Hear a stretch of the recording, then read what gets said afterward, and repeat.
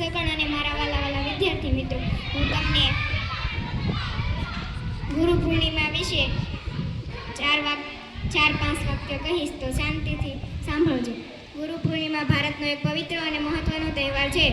આ દિવસ અષાઢ મહિનાની પૂર્ણિમાના દિવસે ઉજવવામાં આવે છે.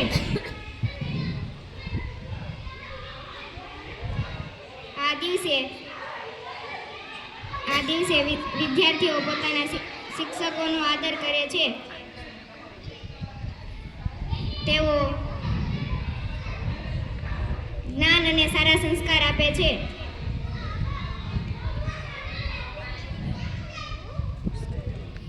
આપણને સાચો માર્ગ બતાવે છે. શિક્ષણની સાથે સારા વિચારો અને શિસ્ત, આત્મવિશ્વાસ શીખવે છે. માતા પિતા આપણા પ્રથમ ગુરુ છે, કારણ કે તેઓ બાળપણથી જ આપણને સારા સંસ્કાર આપે છે. ગુરુ પૂર્ણિમાના દિવસે વિદ્યાર્થીઓ પોતાના શિક્ષકોને શુભેચ્છા આપે છે અને તેમનો આભાર માને છે.